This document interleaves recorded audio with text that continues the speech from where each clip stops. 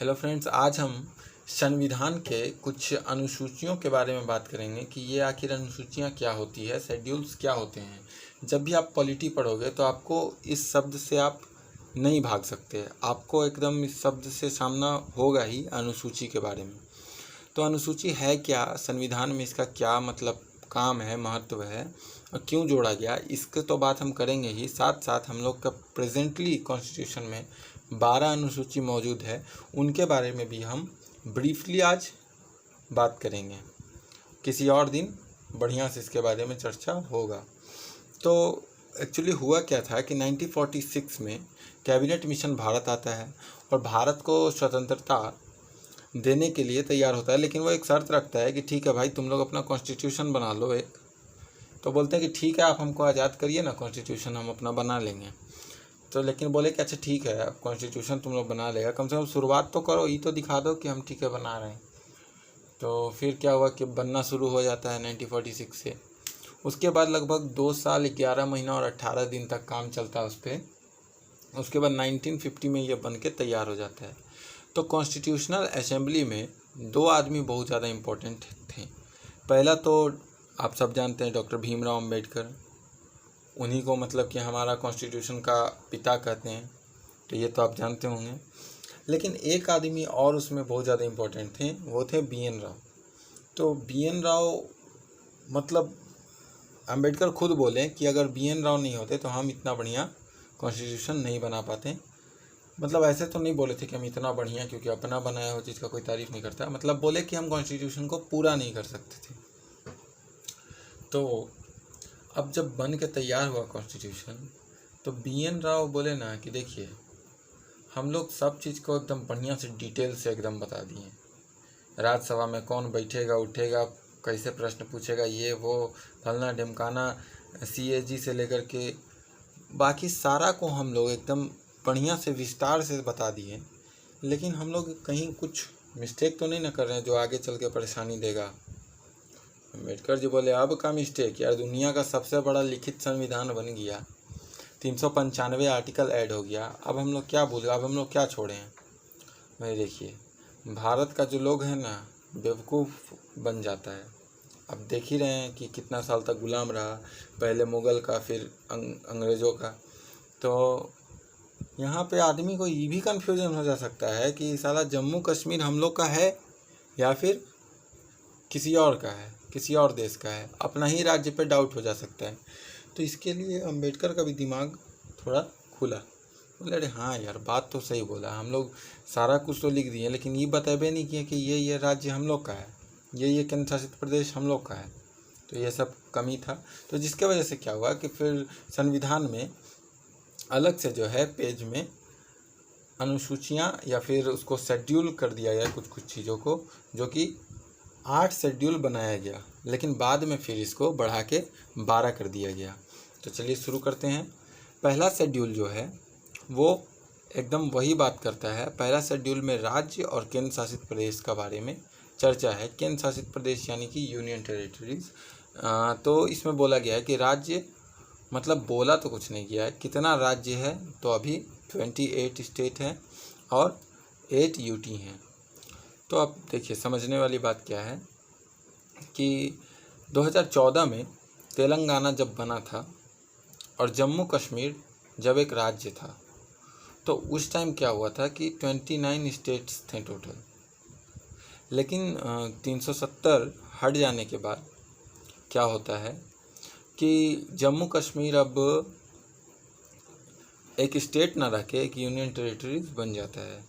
तो इस वजह से यहाँ पे 28 स्टेट हमको अभी देखने को मिल रहा है और इसमें 8 यूनियन टेरिटरीज देखने को मिल रहा है। इसमें दादरा नगर हवेली दमन दीव को एक साथ मिला के एक ही कर दिया गया और जम्मू कश्मीर को एक UT बना दिया गया। तो इस तरह से यहाँ पे 28 स्टेट और 8 यूनियन टेरिटरीज देखने को मिलते हैं। सेकंड जो है हमारा शेड्यूल, वो वेतन को शेड्यूल करते हैं कि वेतन कितना देना है, राष्ट्रपति को कितना देना है, प्रधानमंत्री का कितना होना चाहिए, CGI का कितना होगा, कैग का कितना होगा, ये सब के बारे में इसमें सभी में लिखा हुआ है। जैसे कि आपका राष्ट्रपति को अभी 5 लाख रुपए कर दिया गया है, प्रधानमंत्री का 2.5 लाख रुपया, उपराष्ट्रपति का 4.5 लाख रुपया, आपका चीफ जस्टिस ऑफ इंडिया का 1.5 लाख रुपया। तो इस तरह से वेतन फिक्स कर दिया गया है। वेतन के बाद आता है शपथ, कि शपथ जो है, जैसे आप नहीं देखते हैं कि अगर नया नया राष्ट्रपति बनता है तो लाल किला पे चढ़ करके, या फिर जो भी राष्ट्रपति का तो सबसे पहला भाषण पार्लियामेंट में होता है, लेकिन प्रधानमंत्री मोदी जो है लाल किला पे चढ़ के भाषण किए थे, और कोई भी प्रधानमंत्री बनता है तो भाषण करता है। तो उस समय आप देखेंगे कि एक उनको भाषण करवाने के लिए एक चाहिए होता है, उसको हम लोग बिहारी में लोकदिन बोल देते हैं कि लोकदिन चाहिए। तो उसी तरह से लोकदिन का भूमिका निभाने के लिए इसमें सारा प्रावधान दिया रहता है कि कौन, जैसे कि प्रधानमंत्री को राष्ट्रपति दिलाएगा, राष्ट्रपति को कौन शपथ दिलाएगा तो CGI दिलाएगा। इस तरह से होता है सारी चीज़ें। तो यही है।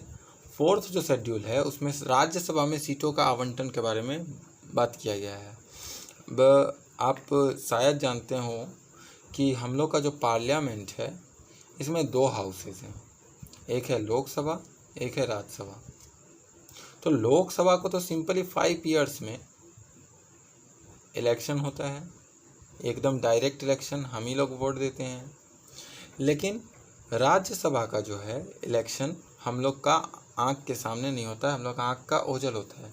इसमें कौन लोग होते हैं, इसमें हर राज्य का एक जो है वो डेलीब्रेट्स होते हैं। तो इस तरह से इसका सीट भरा जाता है, और इसका चुनाव 2-2 साल पे होता है। 2 साल पे इसमें 3 सेक्शन होता है। ये 2 साल में इसका चुनाव हो जाएगा, तब तक ये 2 काम करेगा, फिर 2 साल में इसका चुनाव हो जाएगा, तब तक ये 2 काम करेगा। इस तरह से चलता है। तो राज्यसभा में सीटों का जैसे कि आवंटन के बारे में हम लोग अनुसूची 4 में पढ़ते हैं। सीटों का आवंटन मतलब क्या, कि जैसे मान के चलिए कि आप जहाँ पे रहते हैं, जो राज्य में रहते हैं, उसका मान के चलिए कि जनसंख्या बहुत ज़्यादा बढ़ गया। तो जनसंख्या बढ़ जाएगा भाई, तो उसका जो है प्रतिनिधि भी तो होना चाहिए जनसंख्या का।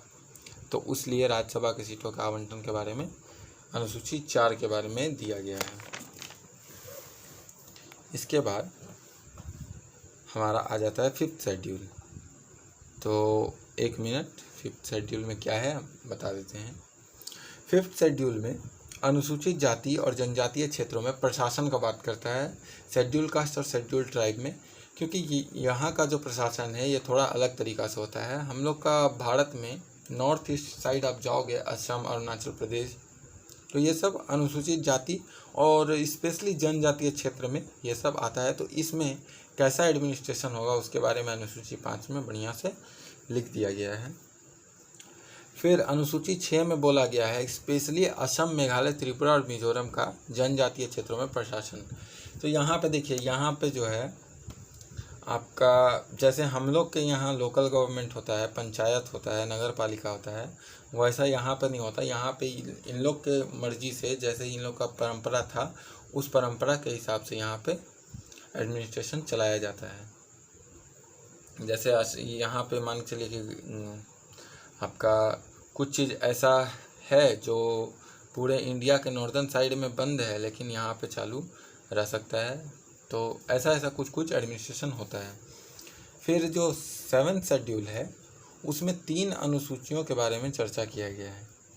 3 अनुसूची, पहला राज्य सूची, फिर संघ सूची, फिर समवर्ती सूची, स्टेट लिस्ट, सेंट्रल लिस्ट और कंकरेंट लिस्ट। तो इसमें मतलब क्या होता है कि इसमें हम लोग कुछ फिक्स जो है ना सब्जेक्ट को कैटेगराइज कर देते हैं और उसको बोल देते हैं कि इस पे जो कानून बनाने का अधिकार है तुमको है। जैसे कुछ विषय हैं, जैसे 61 विषय ऐसे होते हैं जिसमें सिर्फ स्टेट कानून बना सकता है। फॉर एग्जांपल पुलिस जो है वो एक स्टेट लिस्ट में आता है। तो आप कभी नहीं सुनेंगे कि मतलब पुलिस ऑफ इंडिया, ऐसा नहीं सुनेंगे आप। सुनते हैं कि Jharkhand police, Bihar police, Uttar Pradesh police, इस तरह से आपको सुनने में आता है। उसी तरह से संघ सूची है, उसमें 100 विषय शामिल हो गए हैं। तो ये देखिए, पहले इसमें 100 विषय नहीं थे, पहले इनिशियली आई थिंक 97 विषय थे, लेकिन इसमें फिर अभी कुछ और विषय जोड़ करके इसको 100 बना दिया गया। अब यहाँ पे भी देखिए, यहाँ पे भी 66 विषय हैं इनिशियली, लेकिन क्या किया गया कि 4-5 टॉपिक को उठा करके और कंकरेंट लिस्ट में दे दिया गया। कंकरेंट लिस्ट में 47 विषय थे और 5 इसमें से आया तो 52 बन गया। यहाँ पे आई होप आपको समझ में आ रहा होगा। तो जैसे कि आप संघ सूची में क्या है, तो संघ सूची में रेलवे जो है किसी एक राज्य का नहीं होता। रेलवे पूरा सेंटर लिस्ट में आता है, उसका सारा प्रशासन चाहे जो भी वो इसमें आता है। समवर्ती सूची मतलब कि इसमें दोनों बना सकता है, दोनों कानून बना सकता है। वैसा कौन सा है, तो एक बहुत ही अच्छा एग्जाम्पल इसका हो सकता है शिक्षा के बारे में, कि शिक्षा जो है वो दोनों लिस्ट में आता है, दोनों उसमें कानून बना सकता है और दोनों उसको प्रोत्साहित करने के लिए कदम उठा सकता है।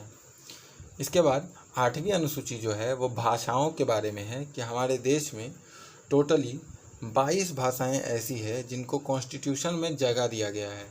उन 22 भाषाओं में आपका क्या क्या हो सकता है वो मैं बताने का प्रयास करता हूँ, तो आप देख लेंगे कि आपका भाषा जो आप बोलते हैं वो है कि नहीं। ऐसे तो अंदाज है कि होगा ही, तो देखते हैं कि हमको कितना याद है। शुरू करते हैं।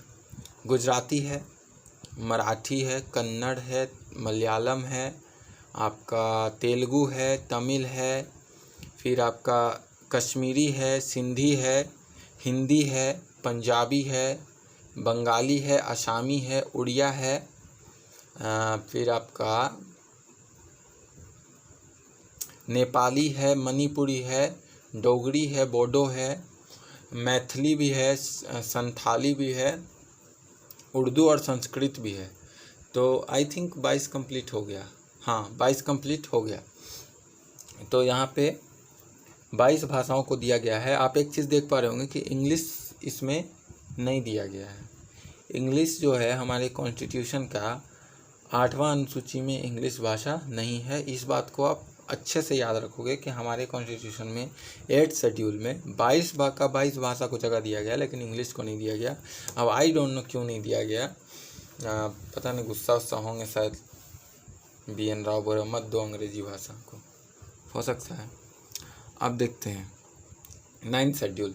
9th शेड्यूल एक ऐसा शेड्यूल है जिसमें अगर आप किसी भी कॉन्स्टिट्यूशन में जो भी लिखा हुआ है उसको उठा के अगर आप 9th शेड्यूल में डाल देते हैं तो उसमें आप कानून बना सकते हैं, चाहे वो आर्टिकल 21 ही क्यों ना हो, जो कि आदमी का लाइफ और पर्सनल लिबर्टी का बात करता है। अगर उसको भी आप 9th शेड्यूल में डाल दिए तो उस पर आप कानून बना सकते हैं, उसको रोक भी दे सकते हैं। आप ऐसा कानून बना सकते हैं कि ठीक है, आज से भारत में कोई जिएगा नहीं, आर्टिकल 21 9th शेड्यूल में है, इस तरह से। तो इसमें ऐसा है। और ये आपका फर्स्ट कॉन्स्टिट्यूशनल अमेंडमेंट 1951 के तहत ये अनुसूची जोड़ा गया, इनिशियली ये था नहीं। अनुसूची 10 में क्या है, दल बदल का कानून है, एंटी डिफेक्शन लॉ लगता है। तो इसमें एंटी डिफेक्शन लॉ में क्या मतलब, आप क्या समझ सकते हैं कि जैसे कोई भी पार्टी है वो गठबंधन बना लेता है, तो गठबंधन बनाएगा भाई, तो ऐसा थोड़ी है भाई कि तुम किसी से भी जा कर के कभी भी किसी का भी समर्थन छोड़ दिया, कभी भी किसी से जाके मिल गया। आपको लगता है कि हाँ ठीक है, ये देखिए RJD और BJP मिल गया, नीतीश कुमार BJP मिल के सरकार बना लिया, अभी नीतीश कुमार छोड़ दिए हैं, आपको लगता है, लेकिन उसके लिए एक प्रॉपर लॉ होता है। अगर आपको कोई पार्टी को छोड़ना है, गठबंधन को अगर आपको तोड़ना है, तो कम से कम 2/3 आपका उस मेजॉरिटी जो है आपके पक्ष में होना चाहिए, उसके बाद ही आप उसको छोड़ सकते हैं। तो समझ में आ गया। उसके बाद अगला का सरकार गिर जाता है। 11वीं अनुसूची जो है 11th schedule of our constitution में ग्राम पंचायत का चर्चा किया गया है। इनिशियली जो है ग्राम पंचायत जो है, जो आज हम लोग देखते हैं मुखिया, ब्लॉक समिति और आपका जिला परिषद का लेवल का जो चुनाव होता है, वो इनिशियली हमारे संविधान में नहीं था बट सिर्फ जो है ना आर्टिकल 36 से 51 में DPSP में था। और आप जानते होंगे अगर तो समझ सकते हैं कि DPSP जो एक ऐसा सेक्शन है कॉन्स्टिट्यूशन का जिसमें कानून बनाना स्टेट का मर्जी पे डिपेंड करता है कि उसमें बना भी सकता है और नहीं बना सकता है। वो फंडामेंटल राइट के जैसा मैंडेटरी नहीं है, ये कह सकते हैं हम। तो ग्राम पंचायत सिर्फ आर्टिकल 40 में था, DPSP आर्टिकल 40 में था, एक छोटा सा आर्टिकल था बस। तो फिर क्या किया गया कि 1993 में ग्राम पंचायत का गठन कर दिया गया 73 अमेंडमेंट एक्ट के थ्रू, ठीक है, समझ में आ गया। और इसमें टोटल 29 सब्जेक्ट को लिया गया है, जिसका जो मतलब कि देख रेख ग्राम पंचायत करेगा। इसके बाद 12th शेड्यूल पे आते हैं। 12th शेड्यूल नगर पालिकाओं की बात करते हैं कि अब देखिए जहाँ पे गांव जैसा होता है तो गांव रहता है तो वहाँ ग्राम पंचायत चलता है, और अगर नगर है तो उसमें नगर पालिका चलता है। अब इसी में ग्राम पंचायत का 3 स्टेज होता है। तो ग्राम पंचायत और नगर पालिका के बारे में हम एक सेपरेट वीडियो बहुत ही अच्छे से बनाएंगे, क्योंकि इसमें बहुत ज़्यादा कन्फ्यूज़न होता है सबको, मेरे को भी था। तो हम आशा करते हैं कि आज का वीडियो आपको बहुत अच्छा लगा होगा, तो आप इसको लाइक कर देंगे और मेरा मनोबल बढ़ाएंगे। तो चलिए, तब तक के लिए हम आपसे बाय बोलते हैं, बाय।